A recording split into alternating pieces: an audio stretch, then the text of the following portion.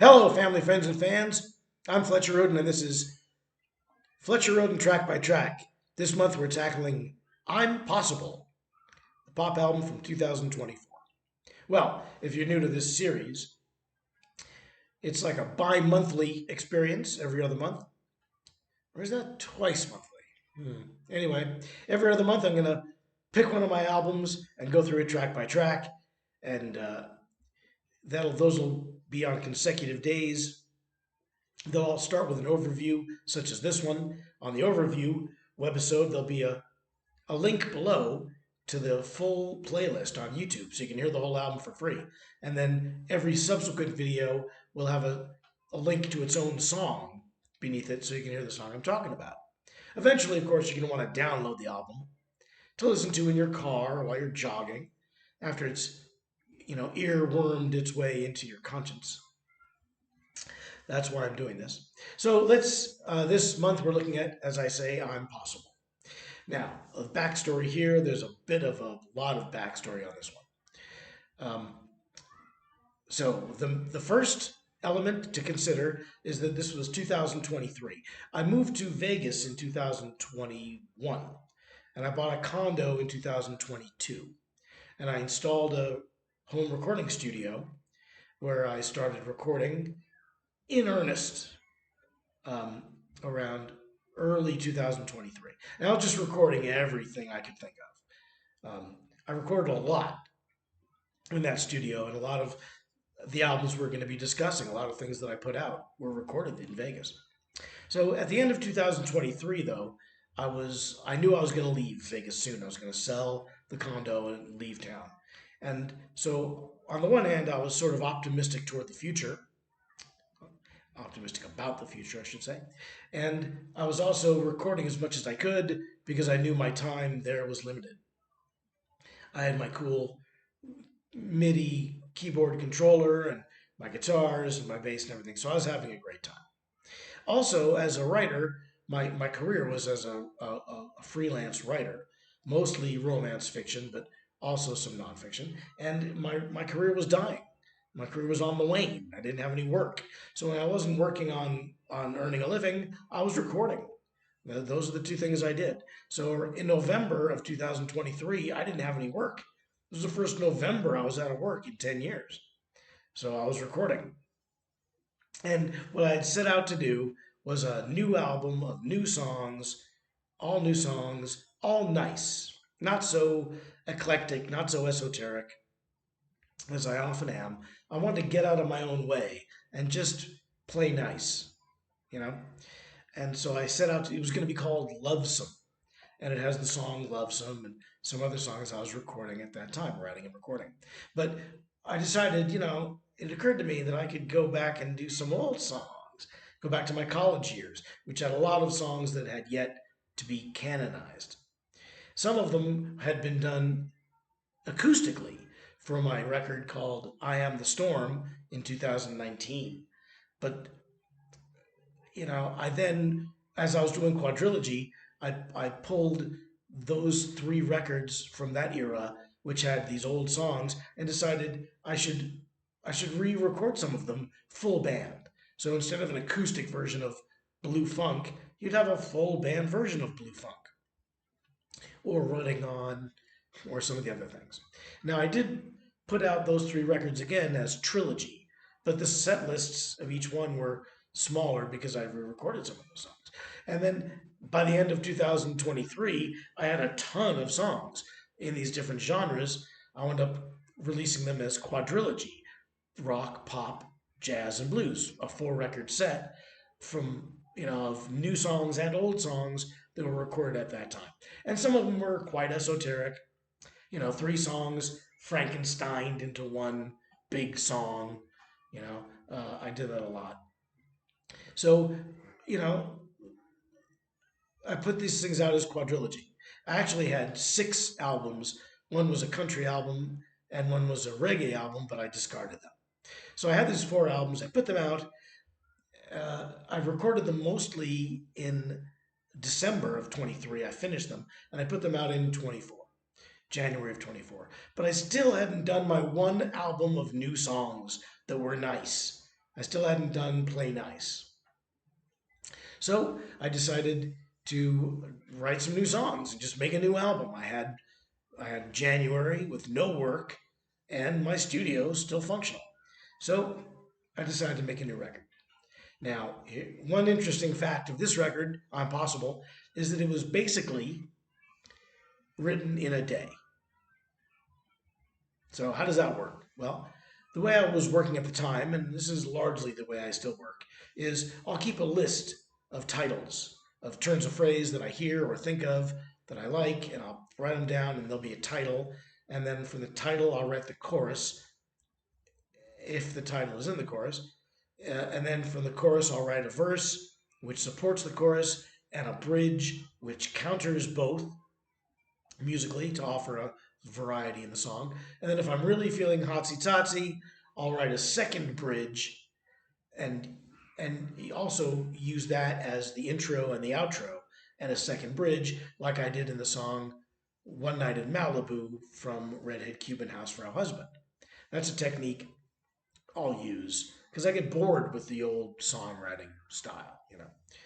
Um, but this time I decided I wanted to just not be so inventive, not be so progressive with my progressions, just use classic rock progressions and 10 good craftsman like songs that people could enjoy, that maybe someone else would sing and it wouldn't sound so strange.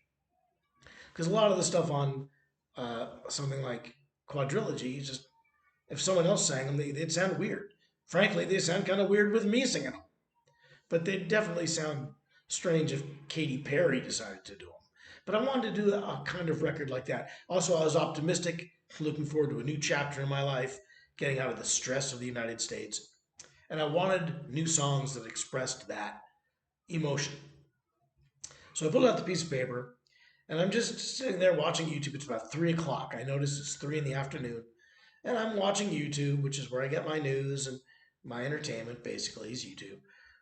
At that time, I had HBO, so maybe I had The Sopranos going. I don't know. And I just making my list, you know. And like for example, I'd been doing this show which ran for 2 years called Quotes and Quips with Fletcher Rhoden.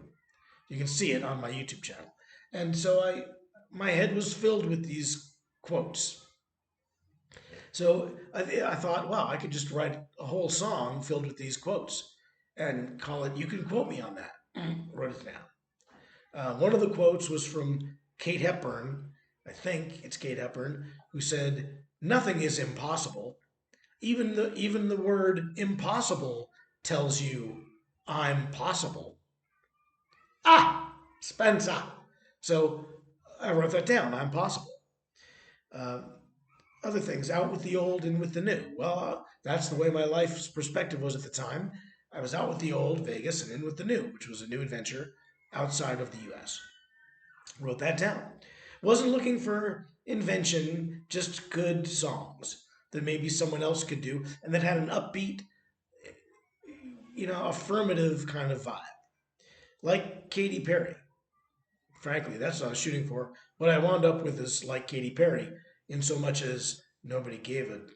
Anyway, so anyway, actually what I think I wound up with is one of those middling Billy Joel albums from the '90s when people stopped caring, you know, himself included, I think.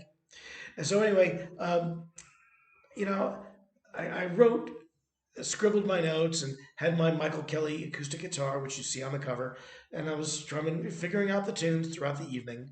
Went to bed, got up, looked at the list again, uh, decided they were pretty much complete, finished the ones that weren't, and went into the my little home studio at about 11 o'clock, uh, and recorded for about 4 hours my guide vocals, which were at the time just acoustic guitar and terribly sung versions of these songs just to get the arrangement down so that I could follow with the rest of the instruments. A, a guide vocal track is what I'd call that. Some people call it a scratch vocal, but whatever. And so I did that. And when I was done, I walked out of my little studio into the living room and I noted that it was 3 o'clock. So from 3 o'clock the previous day, I pulled out a fresh piece of paper, till 3 o'clock the next day. 10 songs were recorded and arranged, written and arranged, and not fully recorded, but ready to go. The guide vocals were done. The tracks were ready to launch in 24 hours. That's pretty good. Now, one caveat I have to say this, is that of these 10, I think it's 10. First of all, one of them I set aside that I didn't write ahead of time. I wrote it as I went, which is another songwriting approach. Instead of start with the title and write downward, I just started with the beat and wrote up. Started with the drum track and then a bass line that I liked, then chords that matched the bass line, then right upward until you get to the lyrics, which tell you the title.